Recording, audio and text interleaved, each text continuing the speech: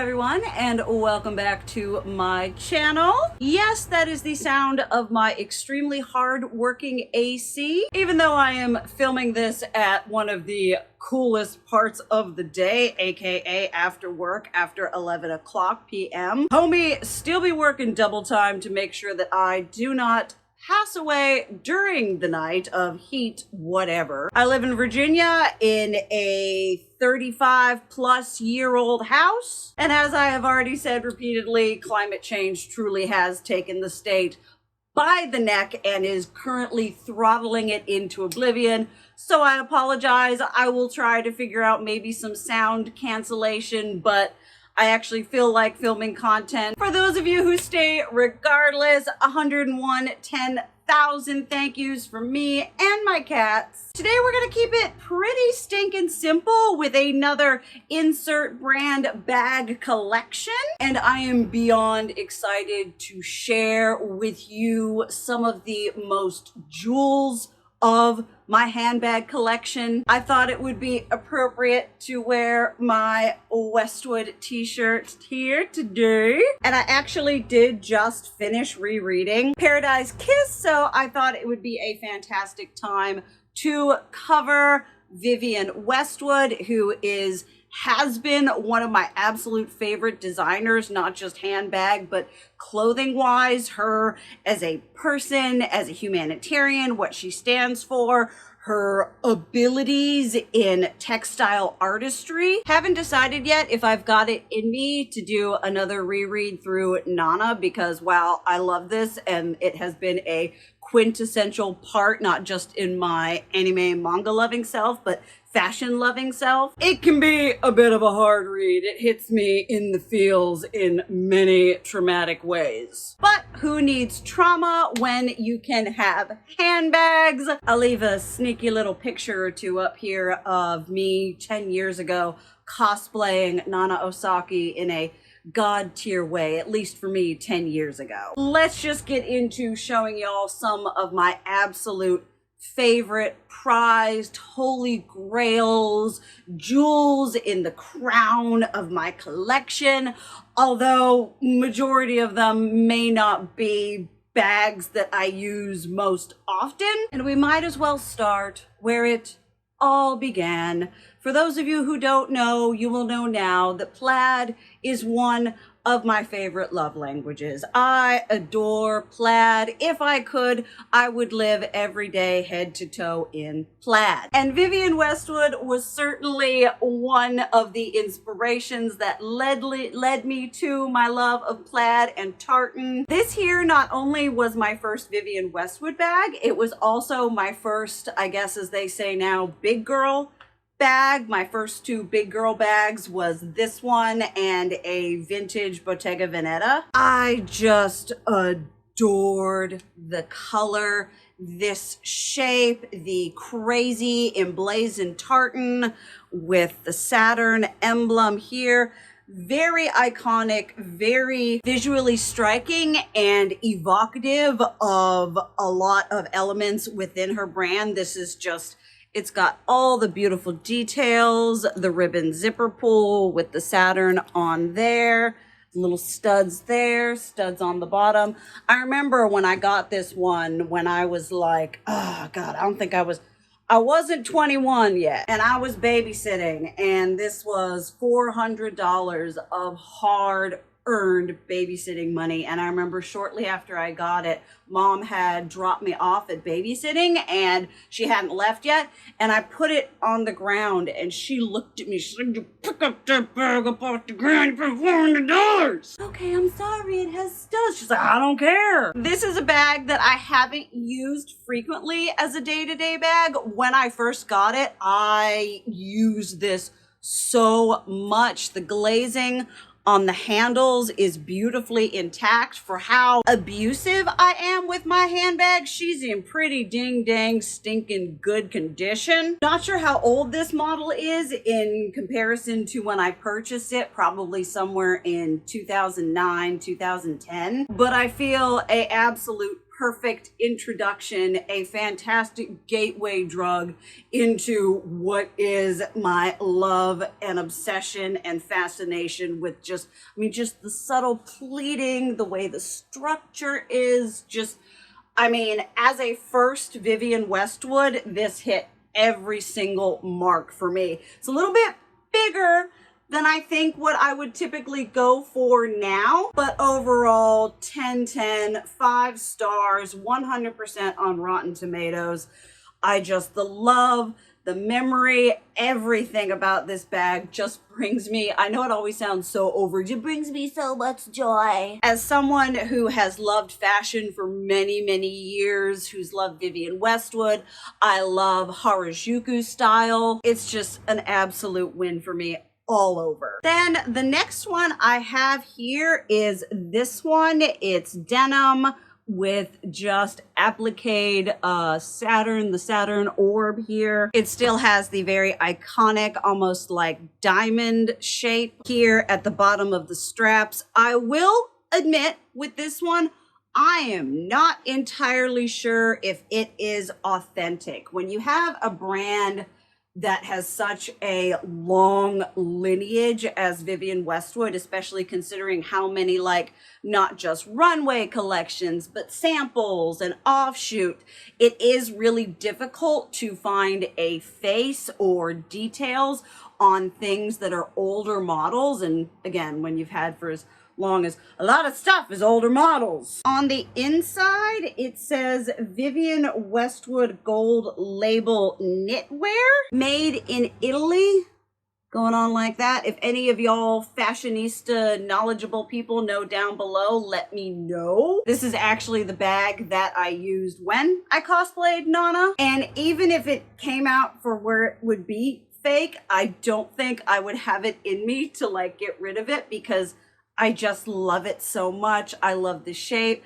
I love the denim. I wish I could figure out how to, it's very stiff, the lining here. You have to like pucker it out. Again, I have no idea how old this is, when it's from, if it's real. I think one of the tells for me would be the fact that it's just got this generic hardware versus the ribbon pull with the Saturn orb on it. But irregardless of it being real or not, this is again another handbag that I purchased again in my late teens, early 20s. So it has a lot of history, a lot of emotions, a lot of things tied up into it. I honestly need to pull it out and use it more. It's kind of been one that just sort of sits and looks pretty. I mean, all of them sit and look pretty. I just love the visuals of the Vivienne Westwood handbags. They just look so nice. They're conversation pieces, they're presentation pieces. They are bags that stand above all the rest design-wise, though maybe not practicality-wise. Now, this one that I have here is one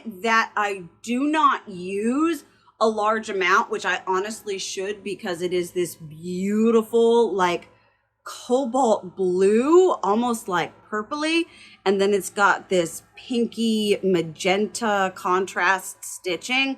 I love the simplicity of the orb speaking for itself. We've got that nice diamond shape there that is very iconic.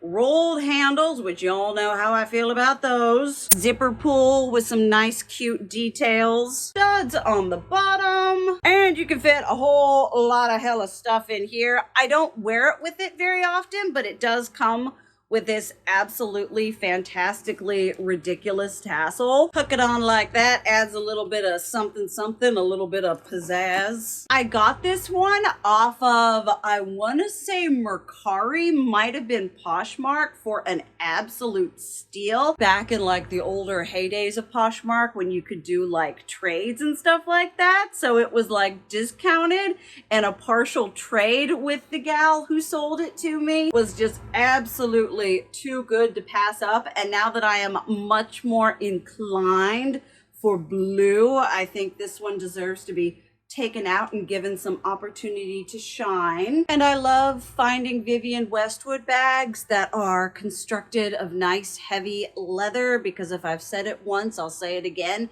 If I'm spending a lot of money on a bag, it better be made out of something that's going to last. And this is really nice, thick, really supple leather. It has a bit of scratching there on the back, but again, for what I paid, for how high her premiums are. I mean, her premiums were really good before she passed away, and then it's just gonna keep getting more and more over the years.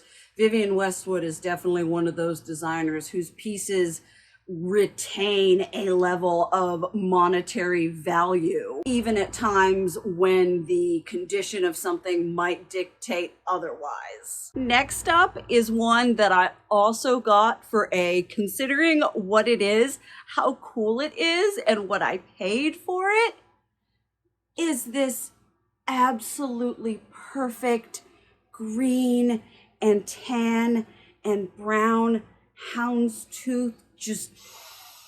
This is everything. I love the fact that it's got the orb, but it's embossed rather than being a metal emblem. Again, the triangles, but I also love the strap going in like that. I know there's a couple different Prada bags and Fendi bags that do that look like that I just absolutely love this little detail. The houndstooth is gorgeous. It's got this here hand woven cloth Harris tweed outer herbadries of Scotland, 100% pure new wool. Beautiful, gorgeous, adore. Again, details on the zipper pulls. I didn't even realize this. Got it like that, and here's a snap, and you can do it like, I didn't even notice that. Would you look at that? Opens up, and it's got this beautiful red and blue and white Union Jack interior. Big ol' nice Vivienne Westwood tag there. I haven't used this one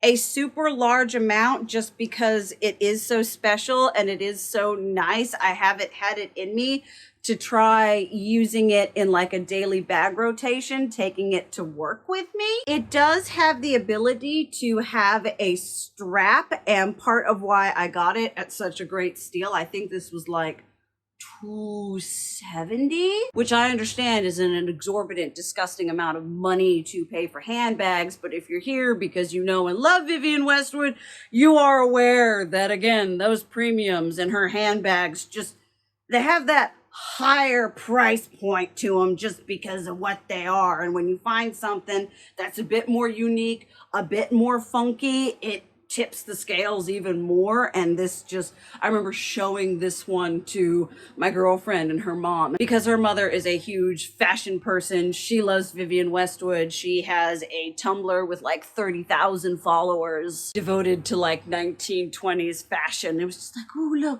look, behold the Vivienne Westwood. Again, just ticking off so many boxes for me when it comes to investing in spending money on bags like this. I really like it to have ticked all those boxes, and for me to, if something comes up that it's a really good price, you know, I don't want to just buy it because it's a Vivienne Westwood bag and it's a good price. I want to buy it if it's a good price and it has everything I want, and this one definitely does. Probably the only Vivienne Westwood bag I have that is one that I sort of regret. This was a case, I love how I'm just like, oh, I want to make sure it's so. But it's this one right here, which this design is the iconic Yasmin design. Probably, I don't want to say if it's the most iconic, but this is, again, a shape and a style that is just so synonymous with the brand. And it took me a long time to be able to find any kind of Yasmin within my price point, with, for being a bag that's like 85% fabric and then a bit of leather trimming. I mean, kind of the same way I feel about some of the Prada nylon things. I'm like, it's not even leather. What's keeping that price so ridiculously out there? And I understand part of it is that the majority of these are true vintage, which please, when I say true vintage, understand I will have more discourse on this later, but I feel like vintage gets very misused and appropriated for things that aren't actually vintage. Vintage is 20 years or older. And so these, again, have that caveat other than just being Vivienne Westwood. It's a very iconic shape, and it is very much true vintage, which the older you get, the more expensive it gets, unless it doesn't. But this is just huge. It's huge. It's like almost like an overnight bag, and I don't think I'd use it as an overnight bag. I mean, you could just put a whole heckin' bunch in here. It's got the ribbon with the orb. This is honestly the only one that I have even slightly remotely thought about selling, about not having in my collection before, just because of how massive it is and the fact that I just haven't been using it. It's big, it's here, and it's just, I got a little bit caught up in it being what it is and it being in the price point it is. And it's so hard with the Yasmin because it comes in many multiple different sizes. And while I don't regret it as a purchase, I love it. The color, the Yasmin, everything. It's a little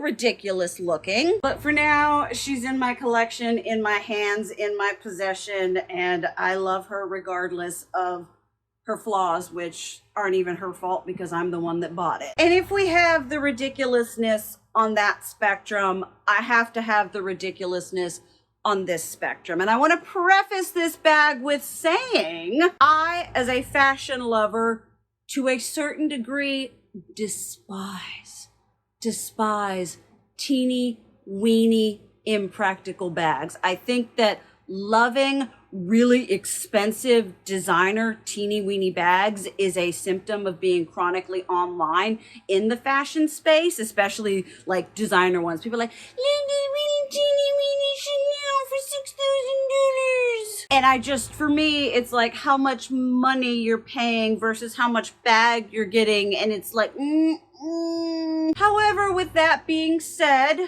I love me the ridiculousness of a mini bag. And I said, if I'm going to have one, it's going to be this one. The little teeny weeny Yasmin bag, just like Nana had in the...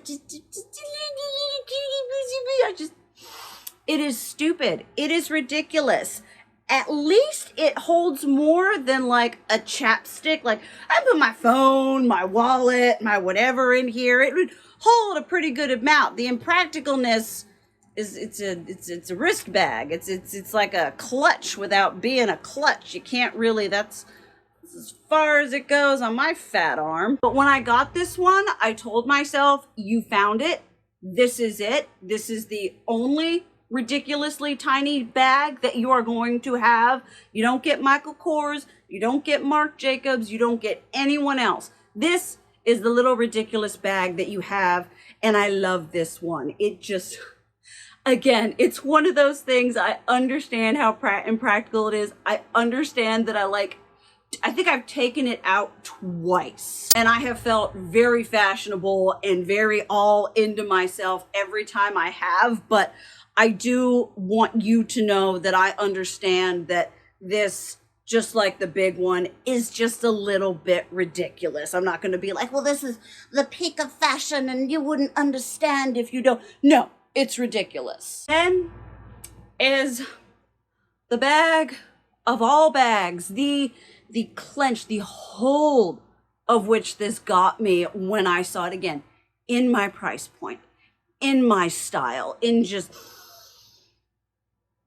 This is my end-all be-all size of the Yasmin bag. You got the big, the medium, itty-bitty living space. I have come to realize that basically about this size of handbag is just what I love. I wish the straps on this were a little bit longer so it could ride a little bit more comfortably like this. But I mean, The green, I love the brown and the kind of yellowy, tanny, mustardy, but the green with the print and the emblem and the just everything, like holy grail, absolutely. Again, an example of if I'm going to buy one, if I'm going to put my money down on Vivienne Westwood, this is what it's going to be. You're actually going to see this in a handbag rotation, because I was like, Jesus Christ, you have it, you bought it, you spent the money, use it. So this one you are going to be seeing in a handbag rotation. So I'll keep my thoughts about that to myself. Just all the details, all the loveliness, just so love. Second verse, sort of same as the first, is that one, is this one right here. I don't know. I think this is also the Yasmin. It's got a slightly different shape. It's got pocket right here with the emblem here below it. And this one is made out of a very thick jacquard material. Has the same pulls, all the same feet on it. The print on this is just such a gorgeous, the metallic, the florals, the shade. These handles are a little bit longer than I would say the other Yasmin. It rides pretty comfortably. And while this one is all fabric and everything and not leather, I did take this one to go get professionally Scotch guarded. I went to my local cobbler. That's where I go to get my bags conditioned, to get them repaired if I don't feel like it's something that I can safely do myself. So getting something like this, if you're doing fabric or suede, highly recommend getting it Scotch guarded or the equivalent of, to keep it from getting damaged from outside elements. But just, she's beautiful, she's gorgeous, she's a statement, she's the moment, she is everything. Can we have a moment for the back of the dress? Woo, the back of the bag. I don't know if I'm basic for saying that the Yasmin is one of my absolute favorite designs, shapes of Vivienne Westwood bag. I mean, there's a reason for it being so iconic, so I don't feel too bad about it. But I am a pretty big slut for just about anything Vivienne Westwood, and this one was on my Poshmark likes for a very long time. I'm not entirely sure what I paid for it. It was under $400, I know that much, which for me is a lot of money for a bag that isn't leather, but just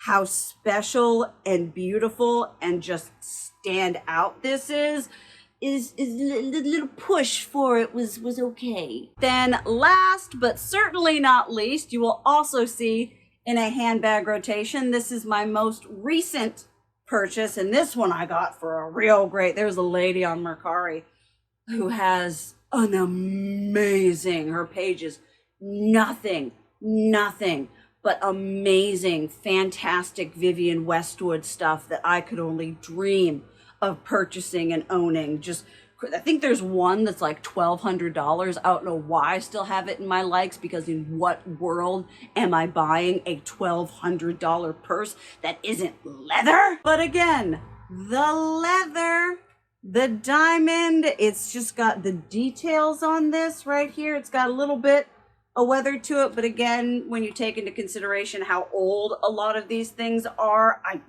it's fine. It's fine. It's meant to be used. It's meant to get beaten up. Vivienne Westwood herself was a very big advocate for re-wearing your clothes. Wear what you love. That's where style comes from, not from constantly rotating, buying what you love and using it. And this thing holds a lot. I currently have it as kind of like my book office bag taken to work, not just my regular purse bag, which it is very heavy. And I'm planning on, before I do that handbag rotation video, trying this out as handbag that's not carrying all the office work and writing and things like that. It also has the ability to be a crossbody, but this didn't come with a strap. I love this big, thick, chunky zipper pull with the emblem there. I also love that it can be snapped closed like this. It sits really nice. It's a little bunchy, a little funny, a little chaotic on the bottom. But again, it's leather, it's green. For the price, it's iconic. It sits ever so lovely on my arm. I like to think that with all of my Vivienne Westwood bags, they have been selected under a good amount of artistic fashion scrutiny. Because as I've said, these things are not cheap. And so if I'm using my hard-earned money, I want this thing to work for me as much as it possibly can. And I've been really pleased with this one. I mean, the rolled handles are stiff and sturdy. The edging is beautiful.